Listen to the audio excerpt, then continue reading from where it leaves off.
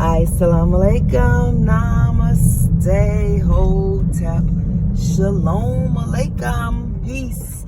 This is Tracy Lene Muhammad. I'm on my way to teach the early morning yoga class, but I wanted a few minutes of your very valuable and precious Saturday morning to talk to you about my meditation session in the middle of the night, impromptu, because my phone rang and then I wasn't able to get back to sleep. So I decided to use that time not scrolling on Facebook or Instagram, but doing some reading of a book that, a spiritual book that I just purchased on Kindle. So I'm reading the book and then I started to meditate on the words in the book. And one of the key points that I wanted to share with you is allowing people to have their own thought process without you having to interject your opinion of it or your contradiction of it. You have every right to have an opinion. You have every right to have a different thought process than someone else. But when they post their thought process or tell you theirs, if you feel the need to tell them yours, ask yourself, why are you doing that? They've formed an opinion based upon what they would like to believe, and I believe that's okay. I'm learning now I don't have to have a rebuttal for every conversation. If somebody asks me a question, then I will answer that question. And if in asking that question and answering it, I start to feel the hostility of them needing to be right, I just say, okay, yes, you are indeed right. Because they are indeed right for them. I don't even have to add the for them because that's kind of provoking them. Lots of people are very insecure, and anything that seems like a challenge to them can bring out a part of them where they want to now dig, or they'll make little comments. I remember I was in a conversation with someone once and they were saying, well, let me explain it to you mathematically. And they said, oh, that's right, you didn't do a lot of math in school, right? You didn't understand math. Because I had shared with them before that I was challenged with math. And it didn't offend me because I knew that that person was just trying to hurt my feelings. Oftentimes we have people in our lives and they don't really like us, but they're there. And they take every opportunity to try to tear you down. That's up to you whether you want to keep those people in your life or not. I've decided that those people can't stay, because self-worth and self-love doesn't mean that I want people to just be, woo-hoo, Tracy, you're so amazing. Yeah, you should be saying that, but you should call me on my shit. But calling me on my shit is done in a way that's respectful and that doesn't leave me feeling depleted. Now, I also don't believe anybody can leave me feeling depleted unless I give them the pin to pop the bubble. And I don't give anybody that anymore. What I've decided is that people are accessories to an already amazing life that I have. That's the way I see it. I'm not saying that works for everybody else. But when I see posts where people are saying the only way X, Y, and Z can happen is this, I don't care what you say. I recognize that not only do they not care what I say, it's okay for them to feel that way. I don't have to agree. For me, there are lots of principles in all of the religions that make sense. So I've decided not to adapt just one, but to become more of a spiritual being, having an experience with a physical presence. So for me, some of the things in some of the religions don't click. But what's interesting to me is when people say that they are that religion and they don't do any of the things that that religion says, and they justify it by starting to say things like, well, that's for this, not for this, or no, you don't have to do that because it's 2019. Whatever it is, for me, it just speaks to your level of insecurity and your level of, sometimes it's hypocrisy, sometimes it's just you're so broken you don't know how to show up in life in a certain way, so you grab on to a religion but you don't follow it.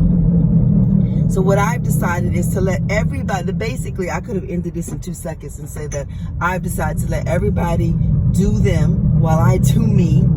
And I'm sharing that with you because that may be something that you might want to try. allowing people to be who they are, and try to listen more. If you listen long enough, people will not only tell you who they are, they'll tell you how they feel about you. If you listen long enough, you will know exactly where you stand with somebody by the words that they say. And you don't have to challenge them. You just now have the information to do whatever it is you feel you need to do. If you are in a broken marriage and you want to heal that marriage, the first thing you need to do is listen to your partner. What are they saying needs to change? That they're the parts that they're hurting and they feel like you have some responsibility for. And then if you know you have that responsibility, take it. It's not wise to then try to throw the responsibility back on them. If you know that you are the root of the ail in the marriage, understand that everything that comes after the root is just an effect, a cause of that root. And if you deal with the root, most times all of the other things go away. If you are the type of person that cannot take responsibility for what you do, you're going to have a really hard life.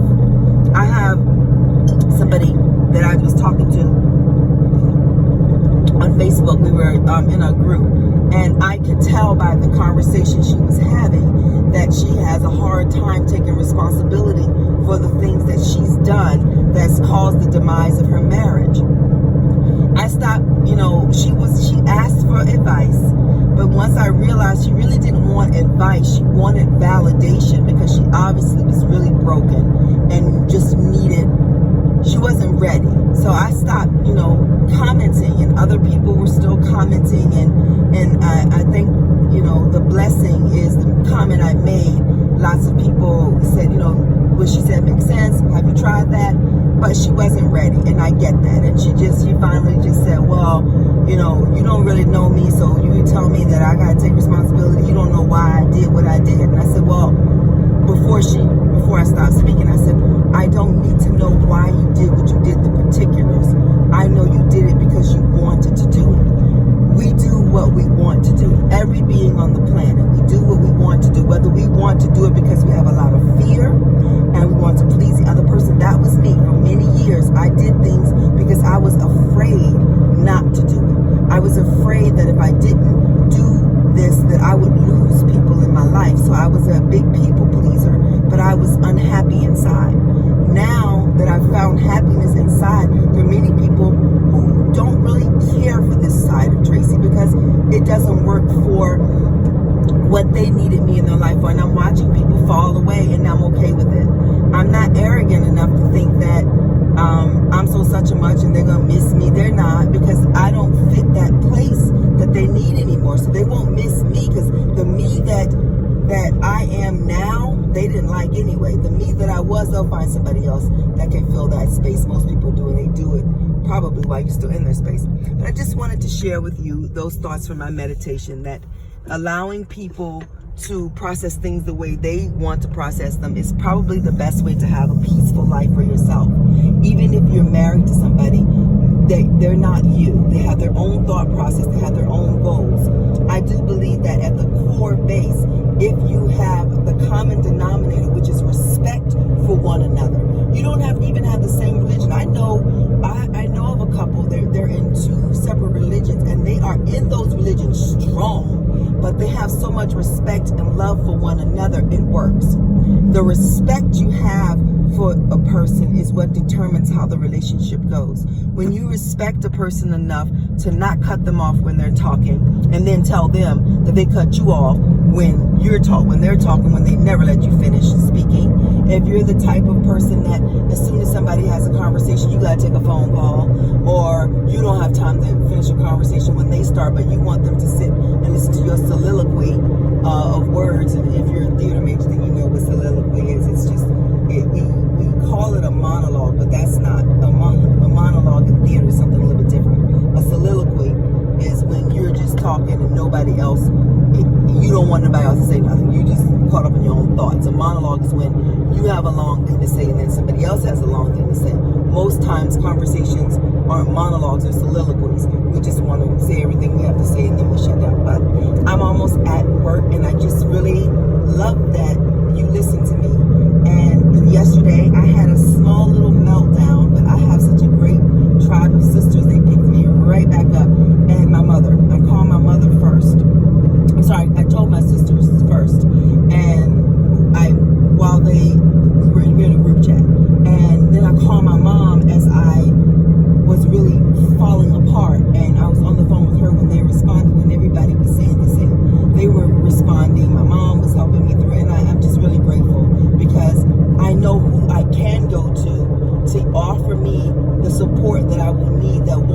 tear it down. Because there's some people in your life that you go to them for support and they can tear you down. And that's not what you're looking for at that moment. So anyway, have an amazing, amazing Saturday. I love you. Assalamu alaikum, namaste, hotep, shalom alaikum. Peace out to Brooklyn and everywhere else.